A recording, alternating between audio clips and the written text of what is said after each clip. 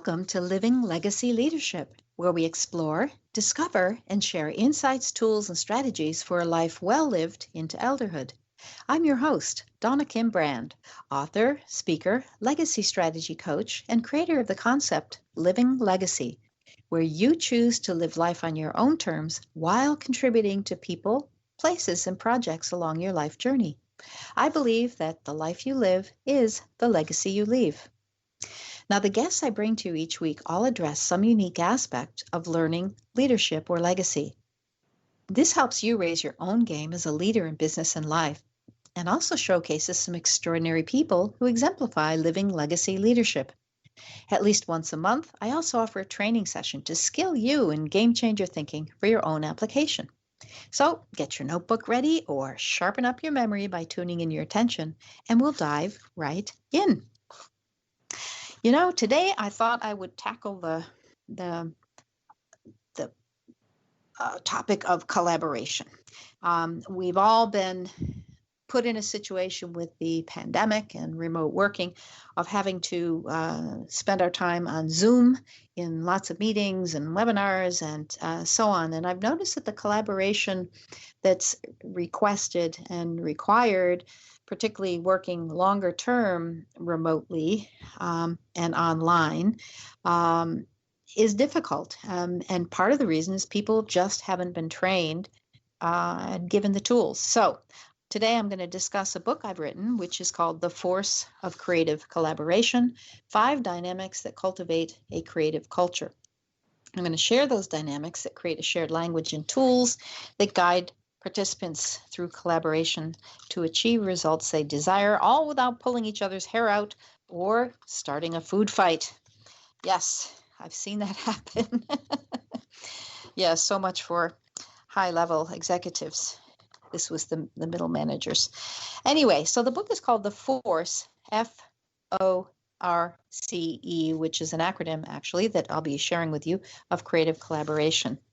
And I run a workshop that I call Creative Collaborexploration, because while they're learning the process of how to collaborate, it is an exploration, both of the tools and the process, but also of how they can each exhibit and share and build on each other's creative powers and energy to move towards a creative solution that they're looking for. So we've all heard the phrase, of course, may the force be with you. We hear it and we conjure up images of laser sword wielding Jedi knights. We assume the power is in the sword. I invite you to consider that the force is actually you, not the sword, especially when you're living in creative expression. The force magnifies when engaged in creative collaboration with others who also access their creative powers. Now, this is a force to be reckoned with. Fairly simple in its development, yet infinite in its possibilities. World-changing, actually, whether you're referring to the world of your daily life, which is the center of your personal universe, or our whole planet and all its messy glory. Now, in this discussion, what I mean by force, F-O-R-C-E, are the key dynamics that underpin a thriving culture which supports creative expression by individuals and leverages that power through creative collaboration. So, who cares anyway? Well, having worked in companies, schools, and organizations around the world, I know for sure that people are empowered by being in touch with their own unique creative abilities. They're not only happier, but they're far more productive. And people willing to make trade-offs to spend their days in environments like this. In fact, the millennials will choose having a collaborative environment as one, and recognition for their contributions as one of their top requirements of a job, more than the income. So just look at the cultural dynamics of currently thriving companies. They demand high standards of individual excellence and creative prowess, along with a willingness to so-called play nicely in the sandbox with colleagues on a rigorous basis in the name of brand domination. So you add to that an emerging trend that 21st century businesses and entrepreneurs need to be on board with. The new business as usual approach to thrive in the modern socially conscious economy is to engage customers, employees, and the wider community in meaningful contribution. So for that to happen, it requires engagement, dialogue, problem solving, project creation, and delivery with partners either as part of their core business or adjunct to it. So that's, in effect, creative collaboration. It's a high stakes game played at a whole new level of transparency, accountability, courage, and trust. And you want to be in on it and a leader of this dynamic. So how do you activate a revolution of this magnitude without causing a revolt among the masses? I suggest you activate the force of creative collaboration within personal, business, and organizational cultures. It's not only personally satisfying, but organizationally profitable. So let me introduce the dynamics that go along with the letters of the word force. So with the letter F, just as an overview, F stands for focus, flexible, and fun. And by the way, I'll come back and explain each of them in more detail. O stands for overview, organize, and outcomes. R stands for rigor, resilience, and results. C stands for creative connections, collective wisdom, and contribution. And E stands for engagement, energy, enjoyment, and enthusiasm.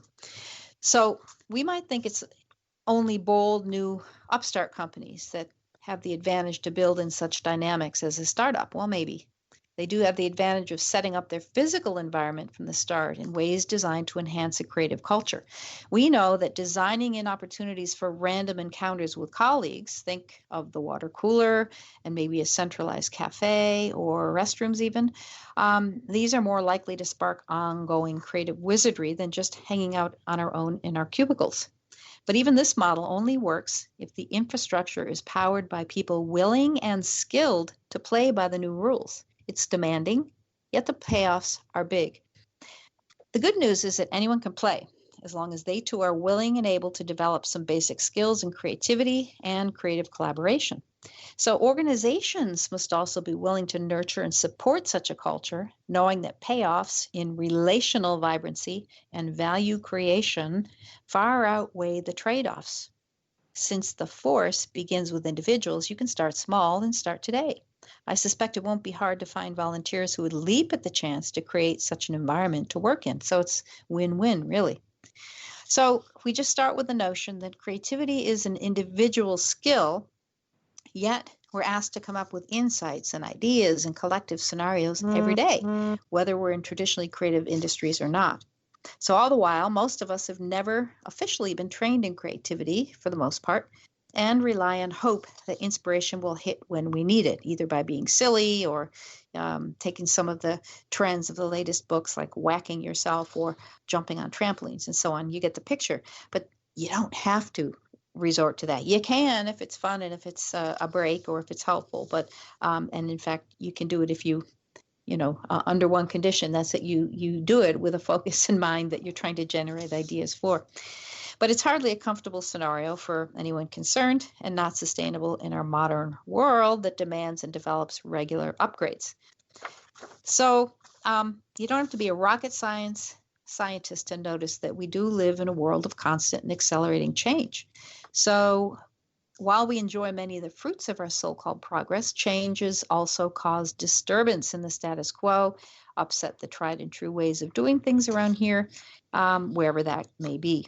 So when you add that resistance to lack of creative know-how, the result is frustration at best and extinction at worst.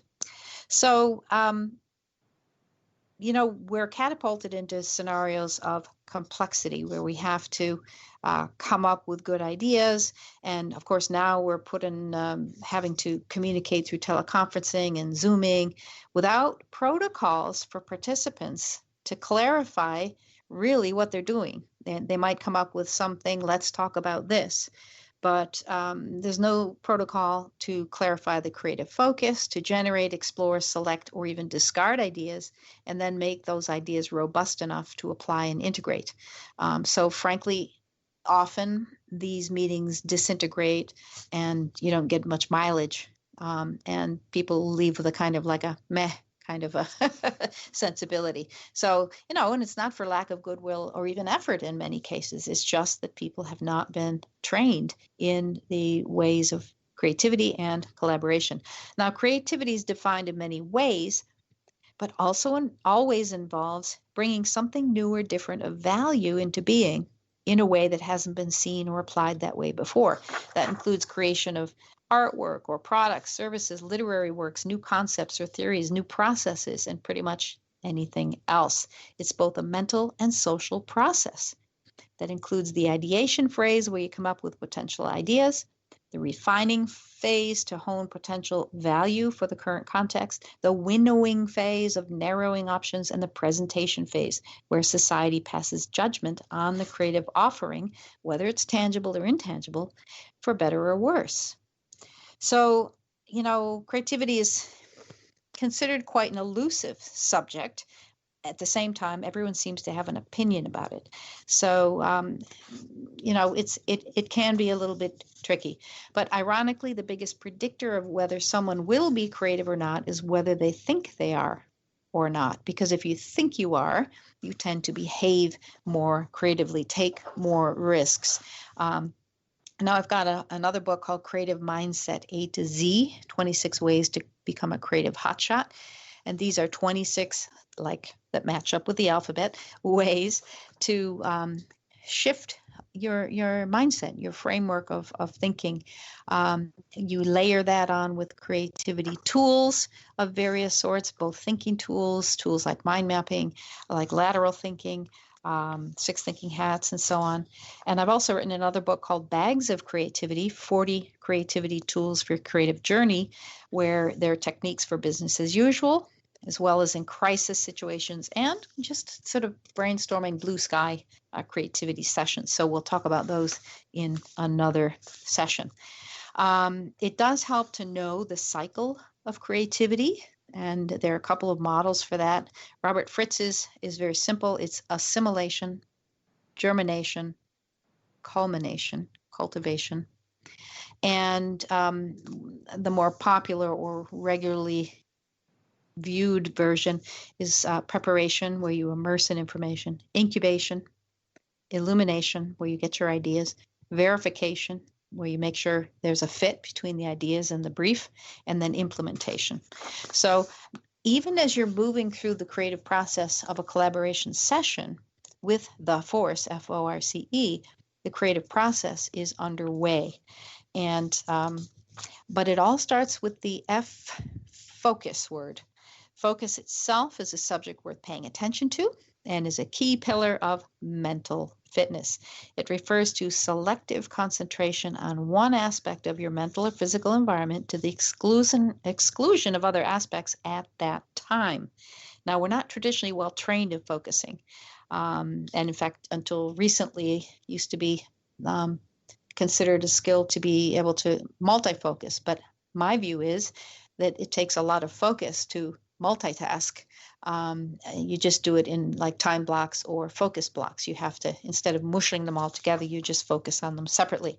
Others will just say, oh, you're just subject to shiny object syndrome, where your attention is yanked here and there by whatever shows up on your attention screen.